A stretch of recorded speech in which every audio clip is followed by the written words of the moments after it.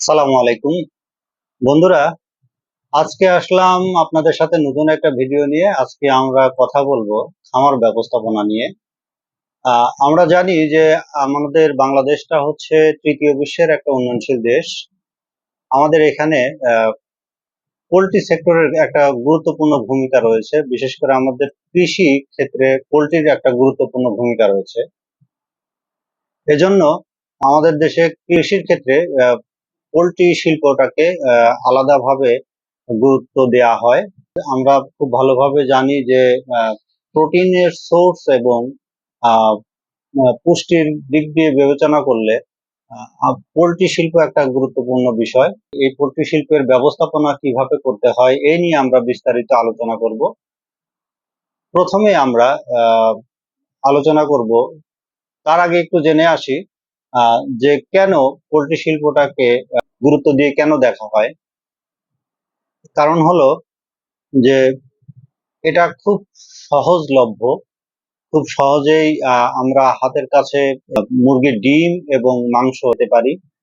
আমাদের দেশে যে বিভিন্ন রিলিজনের মানুষ বসবাস করে, তারা আহ, সবাই এই পোলট্রির পণ্য বা ডিম এবং মাংস সবাই চয়েস করেন। সবাই মোটামুটি সবাই খান। এই কারণে এটা একটা গুরুত্বপূর্ণ বিষয়। অন্যদিকে মুরগি উৎপাদনের ক্ষেত্রে খুব অল্প সময়ে এটা ফিডব্যাক পাওয়া যায়। খুব অল্প সময়ে পোলট্রির মাংস উৎপাদন করা সম্ভব। এবং যে অর্থ আমি ইনভেস্ট করব, এই অর্থটা খুব অল্প সময়ে রিটার্ন হয়। এই কারণে পোলট্রির গুরুত্বটা অনেক বেশি। তো এখন আমরা একটু আলোচনা করি যে কিভাবে আমি খামার ব্যবস্থাপনাটা করব। খামার ব্যবস্থাপনাটা অনেক বড় একটা বিষয়। তো এই খামার ব্যবস্থাপনাকে আমরা ধাপে ধাপে পর্যায়ক্রমে কয়েকটি এপিসোডের মাধ্যমে আপনাদেরকে উপস্থাপন করার চেষ্টা করব। তার মধ্যে আজকে একটা দুইটা বিষয় একটু আলোচনা করি। এভাবে পর্যায়ক্রমে প্রতিটা এপিসোডে আপনাদেরকে জানানো হবে যে খামার ব্যবস্থাপনাটা পরিপূর্ণভাবে যদি কেউ জানতে চাই, সেক্ষেত্রে খামার ব্যবস্থাপনা কিভাবে করতে হয় এটা আমার সমস্ত এপিসোড গুলো দেখলে আপনারা বুঝতে পারবেন।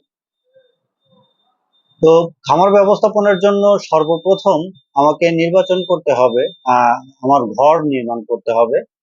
ঘরটা কোন জায়গায় নির্মাণ করব এটা একটা গুরুত্বপূর্ণ বিষয়।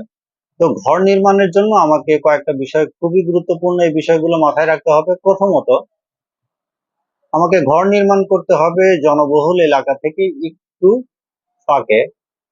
দ্বিতীয়ত, যে জায়গায় আশেপাশে অন্য কোনো প্রাণীর খামার বা অন্য কোনো সেম পোল্ট্রি খামার বা ডেইরি খামার আছে কিনা এরকম জায়গা থাকলে সেই জায়গাটা অ্যাভয়েড করতে হবে। সেই জায়গা থেকে একটু ফাঁকে ঘর তৈরির জায়গা নির্বাচন করতে হবে। তৃতীয়ত, আহ খামারে যেন বন্যার পানি না ঢোকে, এই জন্য জায়গাটা একটু উঁচু জায়গা নির্বাচন করতে হবে। চতুর্থত, আপনি খামার নির্মাণ করবেন এবং সেখানে আহ, আপনার পোল্ট্রি পণ্য উৎপাদন করবেন। সেটা মাংস হতে পারে, ডিম হতে পারে। সেই পণ্যটা আপনি বাজারজাত করবেন কিভাবে, সেই বাজারজাতের পর্যাপ্ত ব্যবস্থা আছে কিনা, সেই ব্যবস্থাটার মাথায় রেখেই আপনাকে খামার নির্মাণ করতে হবে। যদি পর্যাপ্ত ব্যবস্থা থাকে তাহলে সে জায়গায় খামার নির্মাণ করা সমীচীন হবে। এরপরে উপযুক্ত পরিবেশ। উপযুক্ত পরিবেশ আপনার খামারের আশেপাশে বন জঙ্গল বা বন্য প্রাণী কিংবা বিভিন্ন ধরনের পাখি, অতিথি পাখি হতে পারে, খামারে বাইরের পাখি যেন আপনাকে ডিস্টার্ব না করে, এই জন্য এমন একটা পরিবেশ বেছে নিতে হবে যে পরিবেশটা আপনার জন্য সুইটেবল হয়। এটা গেল একটা বিষয়, খামারের জায়গা নির্বাচন।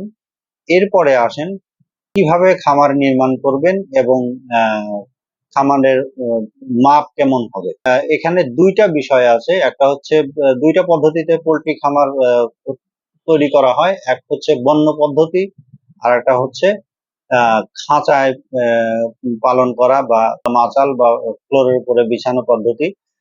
এই পদ্ধতিতে পোল্ট্রি মুরগি লালন পালন করা হয়। যেহেতু আমাদের দেশে বন্য পদ্ধতিটা প্রচলিত নাই বা বন্য পদ্ধতির জন্য পর্যাপ্ত জায়গার প্রয়োজন হয়, এই জন্য বন্য পদ্ধতিটা ব্যবহার করি। তো এজন্য আমরা সাধারণত খাঁচায় বা বিছানো পদ্ধতিতে কিংবা মাচালের উপরে পোল্ট্রি মুরগি লালন পালন করে থাকি।